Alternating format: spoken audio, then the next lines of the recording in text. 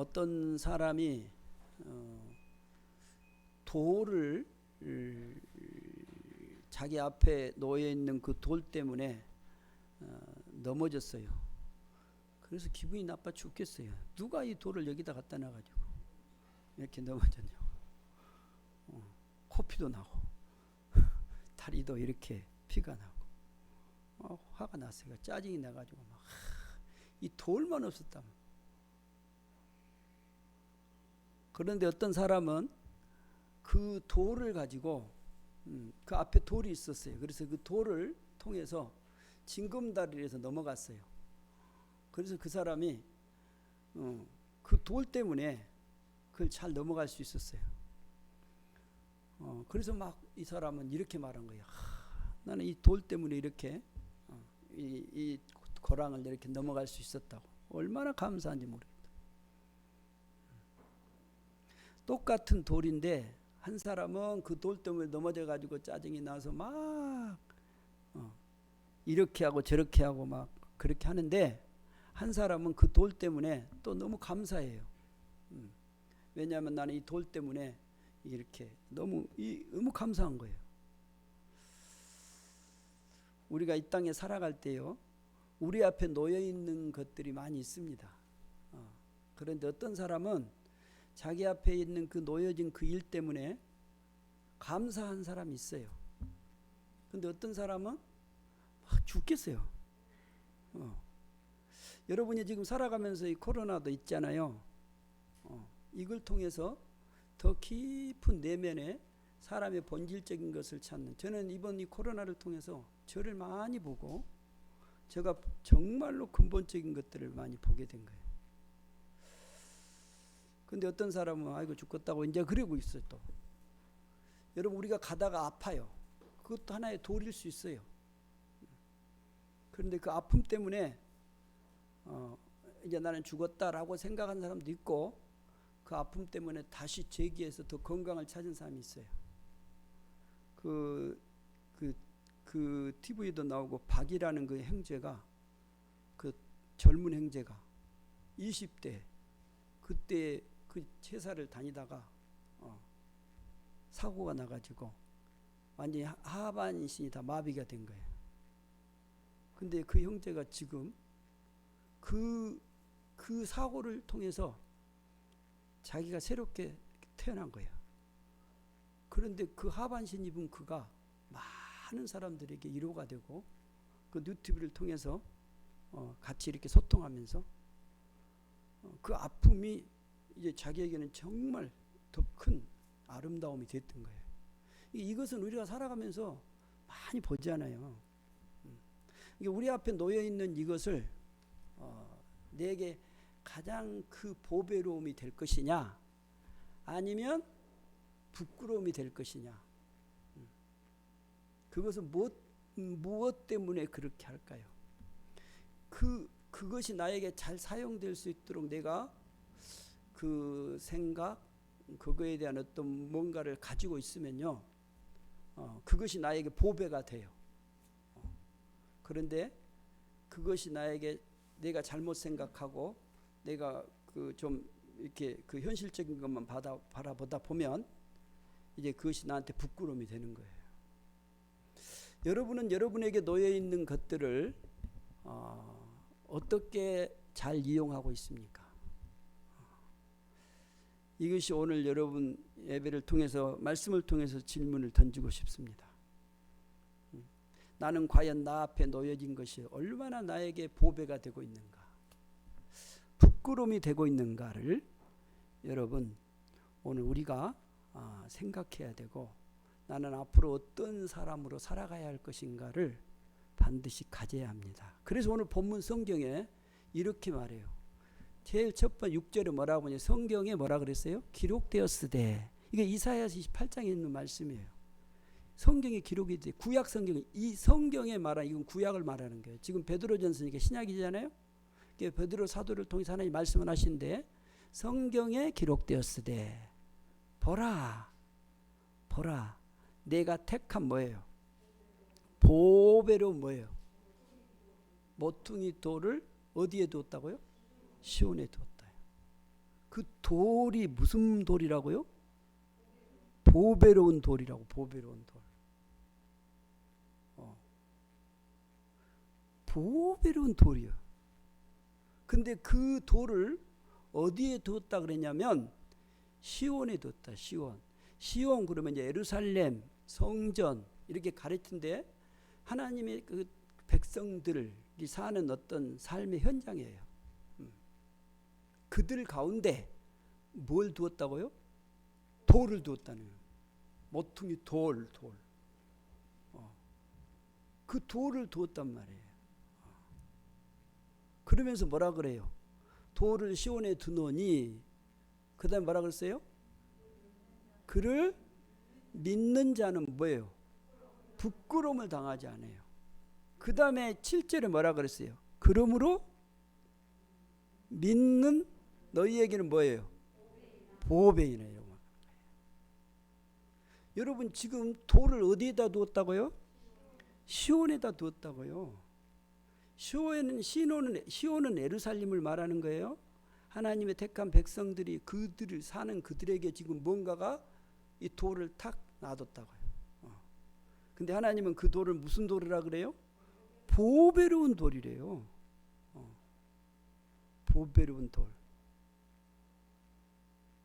그 돌이 누구냐면 이제 앞에서 보면 얘기한데 이제 베드로전서 2장에서 이제 앞에서부터 쭉 읽으면 그 돌이 누구냐? 앞에 5절에 보면 바로 산돌같이 신령한 집으로 세워지고 있는 예수 그리스도를 말해요.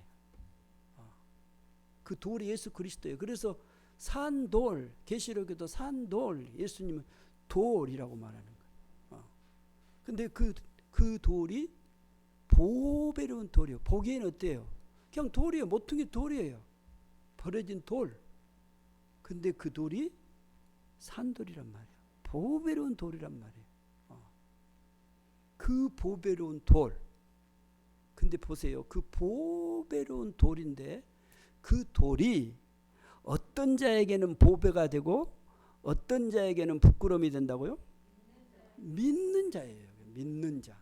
믿는 자에게는 보배가 돼요. 근데 믿지 않는 자에게는 부끄러움이 되는 거예요. 똑같은 돌이에요. 근데 그 돌이 하나님이 보배로운 돌을 사람들이 믿음을 가질 때는 그것이 자기에게 보배로서 너무너무 귀중하지만 믿지 아니하면 부끄러움이 되는 거예요. 그러니까 예수는요 믿을 때 자기의 보배가 돼요. 믿음이 없으면 보배가 안 돼요. 여러분이 지금 예수를 믿지 않아요. 믿기 때문에 예수 그리스도가 여러분의 보배가 되는 거예요. 안 믿으면 보배 아니에요. 그래서 많은 사람들이 그 예수를 믿지를 않아요. 야, 봐라, 지금 예수를 믿어갖고 그러니까 그들에게는 보배가 안 돼요. 그러나 믿는 자들에게는 반드시 보배가 돼요. 여러분, 우리는 예수를 믿을 때 지금 천국에 가는 것만으로 생각한데 믿는 순간요, 여러분의 삶 속에 예수가 보배로서 정말 여러분 소중한 분으로서 여러분의 삶을 가장 아름답게 이끌어주는 분이에요. 어떨 때 그래요? 믿음이 있을 때 그래요. 근데 믿음이 없으면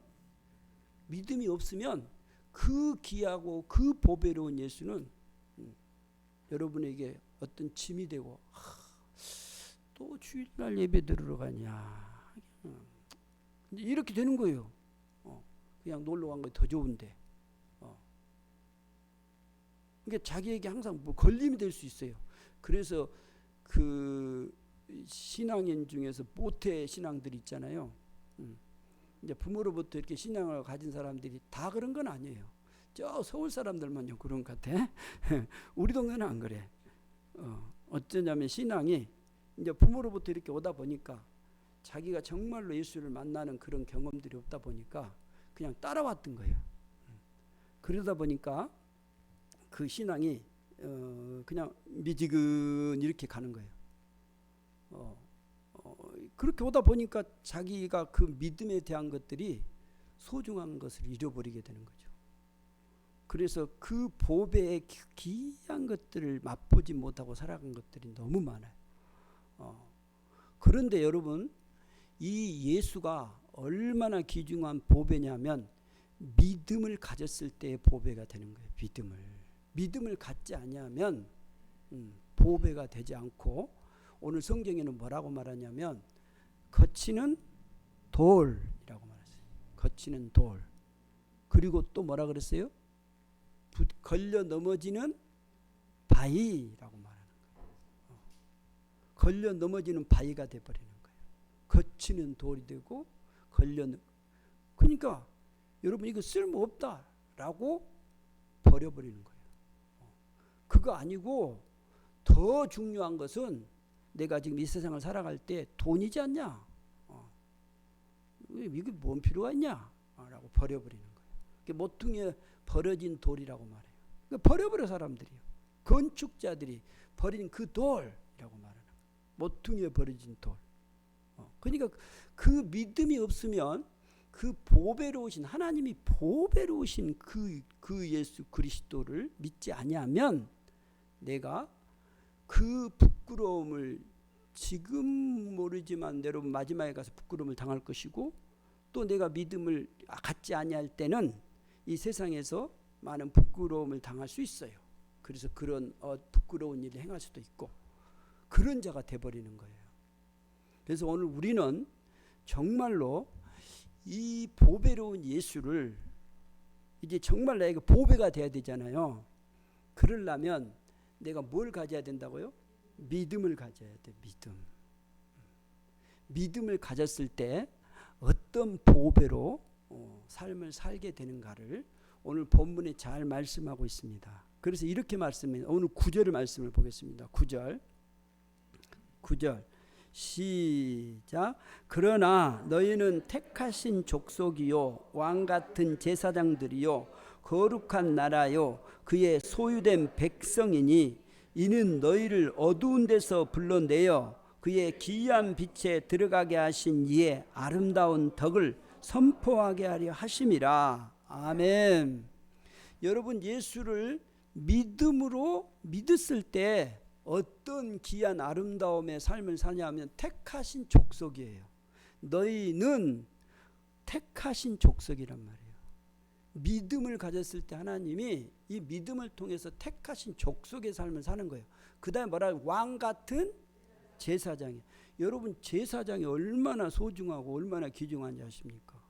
이 제사장은요, 죄를 사해주는 중간에 중요한 역할을 하거든요. 왕 같은 제사장이에요. 그런 귀중한 삶을 사는데 보세요. 그 다음에 뭐라 그랬어요? 거룩한 나라의 나라. 거룩한 나라. 그리고요, 그의 소유된 백성이란 말이에요. 믿음을 가졌을 때 믿음을 통해서 우리가 귀중한 하나님의 백성으로, 하나님 나라의 그 거룩한 나라로, 그 제사장으로서 택하신 족속으로서의 삶을 사는 것이란 말이에요.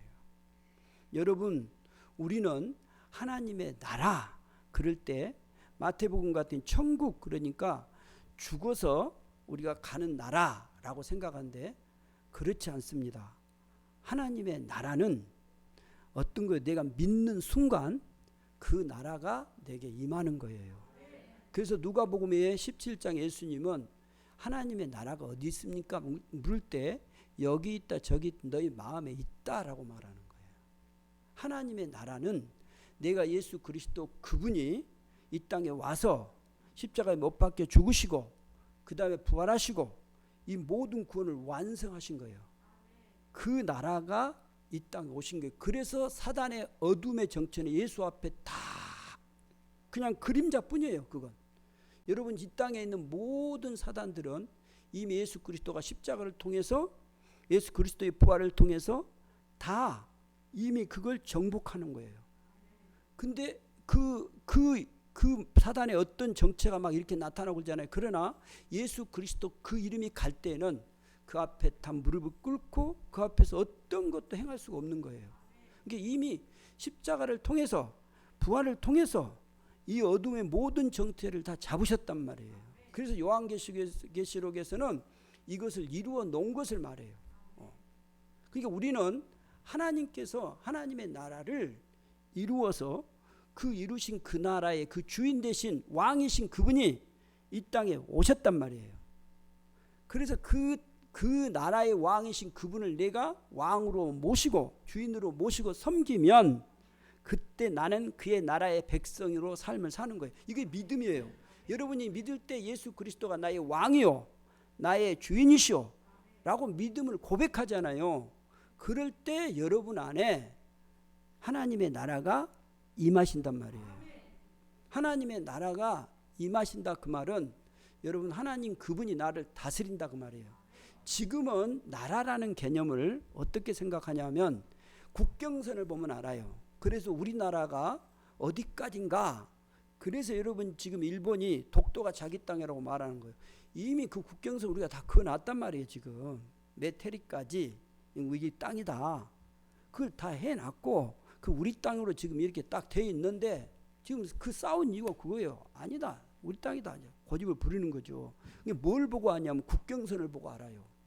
여기까지는 대한민국, 여기까지는 일본 이렇게 정해놨단 말이에요. 뭘 보고요? 국경선을 보고. 그러나 고대 근동에는 그런 거 있을까요? 없을까요? 없어요. 그러면 나라의 개념이 뭐냐? 나라의 개념은요. 그 고대 근동의 그 글에 보면 이렇게 돼 있는 거예요. 그 나라 왕, 그 주인, 그 왕의 통치를 내가 받는 그 사람이 그 나라의 그 나라 사람이라고 말하는 거예요. 그러니까 내가 중국 사람이냐 한국 사람이냐 내가 중국 왕의 통치를 받으면 내가 중국 사람이고 대한민국 사람의 통치를 받으면 근동에는 그랬다면 고대에 대한민국 왕의 통치를 받으면 내가 누구예요? 대한민국 사람이란 말이에요. 그러니까 하나님의 나라의 개념은 어떤 개념이냐면 이렇게 국경선을 그려서 드리는 것이 아니고 내가 하나님의 그 나라의 주인 되신 그분의 통치를 받으면 그분의 나라의 백성이 되는 것이고 그분의 통치를 안 받으면 나는 하나님의 나라의 통치에 받지 않기 때문에 그 나라의 백성이 아닌 거예요. 그러니까 여러분 하나님의 나라의 백성은 어떤 사람이냐? 하나님의 그 말씀하신 그분의 통치를 받는 것이 하나님의 백성이란 말이에요. 그래서 성경에는 말씀을 주셨는데 그 말씀을 여러분이 받되 아멘 하고 그 말씀에 내가 순종하고 살아가는 거예요.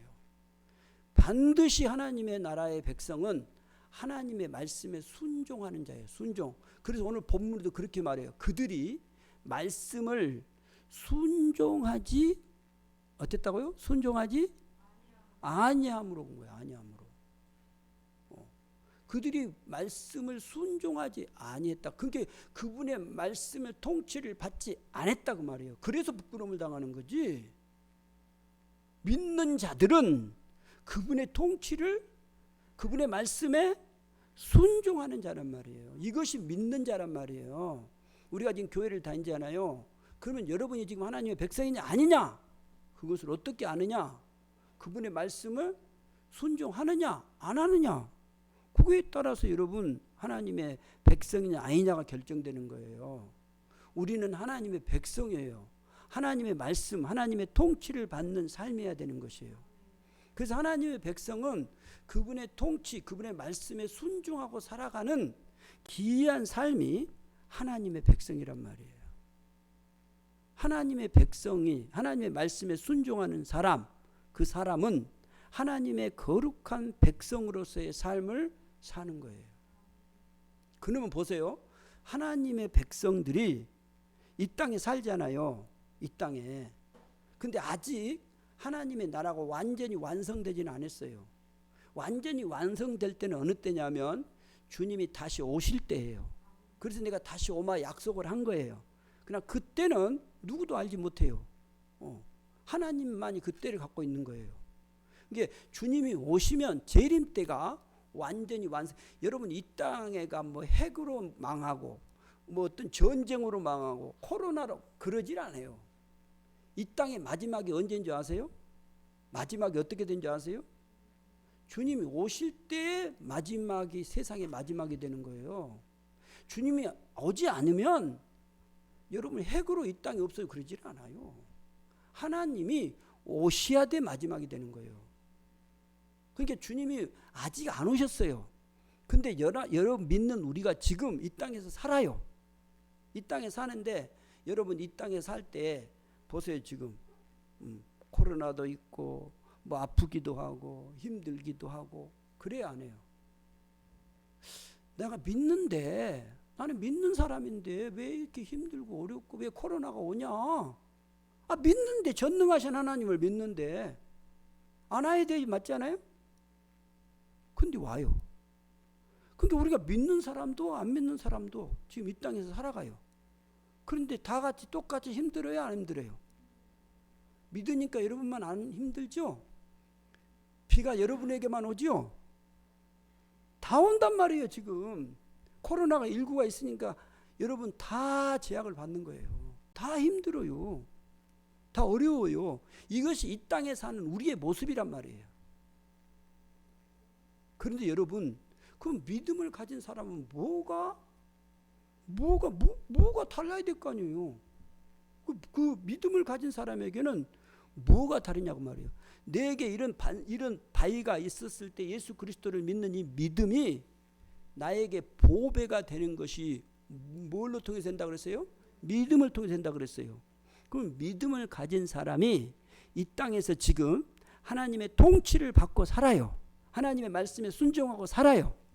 그러면 하나님의 말씀에 순종하는 우리가 여러분 이 땅에 살 때 지금 하나님의 말씀을 받고 사는 우리가 이 똑같이 지금 어려운 가운데 이렇게 살아가고 있는데 이 어려운 가운데서 우리가 하나님의 백성으로 이 보배로운 삶을 사는 것이 뭐냐?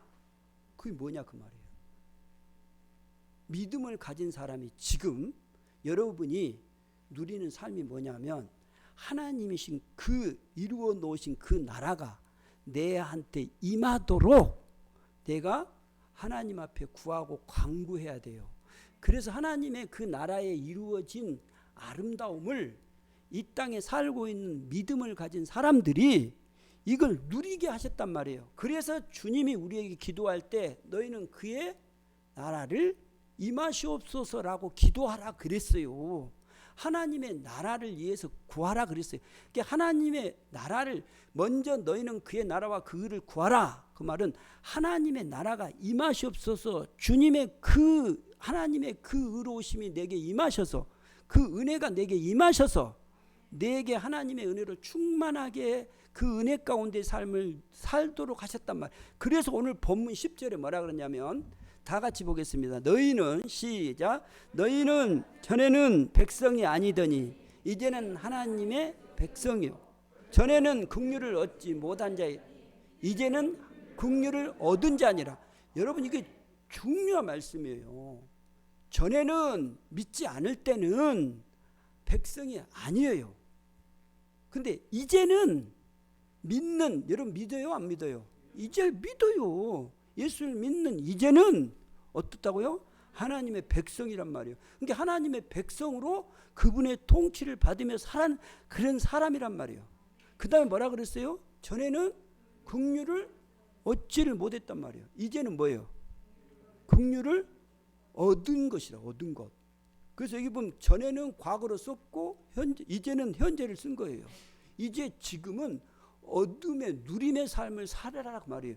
그러니까 긍휼이란 것이 뭐냐? 은혜예요. 은혜. 하나님의 은혜를 누리고 살 때 내 이 코로나 이 힘든 아픔 이것이 하나님의 은혜가 오면요 얼마나 그 위로가 되고 감사가 된 줄 몰라요. 근데 똑같이 세상을 사는데 똑같이 코로나가 왔는데 그 코로나 속에서도 하나님이 더 사모해지고 그리워지고 감사가 되고 자기 삶 속에서 더 깊이 하나님 은혜를 누리면서 더 많은 사람들이 위로하기 시작하고 힘이 되고 그 왜 그럴까요? 하늘로부터 하나님의 나라의 그 위로를 받는 삶이 되는 거예요. 성도가 만약에 이 위로를 받지 못한다면 여러분은 부끄러움을 입은 자가 돼요. 지금 여러분 예수 믿지 않아요? 그러면 지금 내가 예수를 믿는다면 이 은혜를 반드시 누려야 돼요. 하나님의 그 나라의 그 놀라운 풍성한 것을 지금 하나님은 이루어 놓으셨단 말이에요. 그것을 믿음을 통해서 네가 좀 누리라고 했단 말이에요. 근데 많은 성도들이 이것을 누리지 못하고 지금 내가 막 아이고 이것만 지금 넘어지는 이것만 지금 돌에 넘어져 가지고 지금 막 그러니까 막 불평이 된, 그러니까 믿음이 이제 원망이 돼 버리는 거예요. 하나님, 내가 당신을 위해서 이렇게 했는데 이게 뭡니까? 이제 이렇게 나오는 거예요. 감사가 안 나와요. 여러분, 우리는 반드시 하나님의 그 만들어 두신, 이루어 놓으신 그것을 우리가 풍성히 누리도록 하셨단 말이에요. 그래서 여러분이 그 경험하잖아요.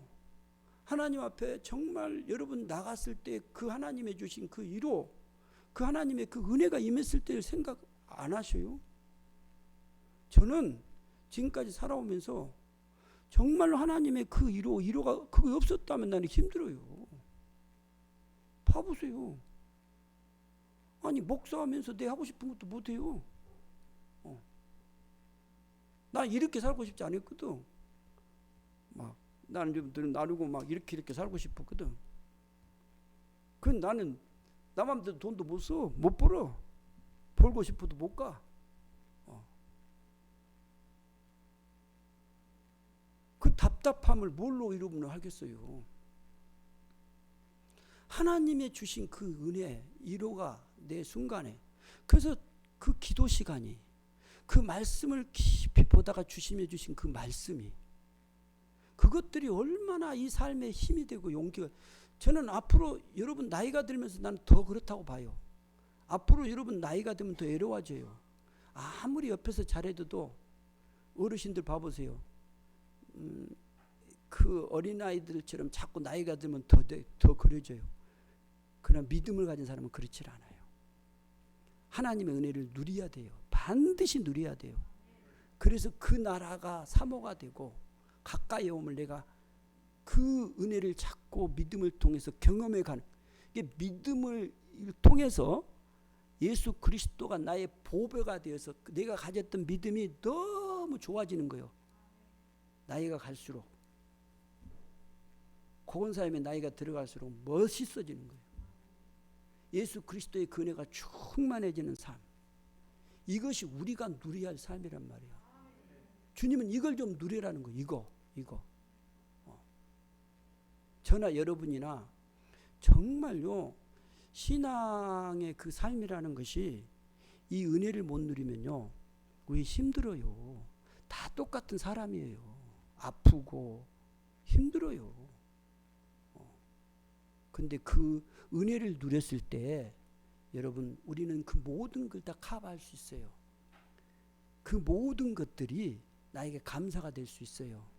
나의 삶의 그 힘듦이 보배가 된다니까요. 이 아름다운 삶을 우리도 하여금 살도록 하셨단 말이에요. 그래서 이 은혜를 네가 이 땅에 하나님의 백성으로서 믿음을 통해서 이것을 누리면서, 그 다음에 뭐라 그러냐면 오늘 9절에 보면 하반절에 이렇게 말했어요. 이는 너희를 어디서요? 어두운 데서 불러내어 그 다음에 그의 기이한 빛에 들어가게 하신 이의 뭐예요? 아름다운 덕을 어떻게? 선포하게 하심이라고 했어요. 여러분, 하나님의 은혜를 받게 되면요, 그 은혜를 받은 사람이 하나님의 그 아름다움을, 그 아름다운 덕을 여러분 선포하는 거예요. 선언. 내 삶을 통해서 드러내는. 그래서 여러분 바울은 이렇게 우리가 그리스도의 향기라라고 말한 거예요. 향기. 그 은혜를 받고 하나님의 아름다운 덕을 선포하며 사는 삶이 성도의 삶이란 말이에요. 사랑하는 성도 여러분, 우리는 정말로 이 세상을 살면서 이 땅에 살아갈 때 이 모퉁이 돌을 우리에게 두었단 말이에요. 근데 나에게 이 믿음을 주셔서 이제 믿음으로 이 돌이 나에게 보배가 된 거예요. 보배가. 그 보배로운 삶을 살게 하셨단 말이에요. 이 보배로운 삶을 우리의 삶의 이 현장에서 우리가 살아가야 되는 것이고, 이 누려야 돼요. 이 누림으로 하나님의 아름다운 덕을 선포하며 전하는 복된 아름다운 삶이 되시기를 주의 이름으로 축복합니다. 기도하겠습니다. 아버지 하나님, 감사합니다. 우리를 주께서 자녀로 삼아주시고 이 믿음이라는 이 복을 주셔서 하나님, 정말로 하나님의 나라의 백성으로, 거룩한 백성으로 하나님의 주신 은혜를 풍성히 누리며 주의 아름다운 덕을 선포하는 귀한 삶으로 살게 해주시니 감사합니다. 우리 주 예수 그리스도 이름으로 기도하옵나이다. 아멘. 찬송가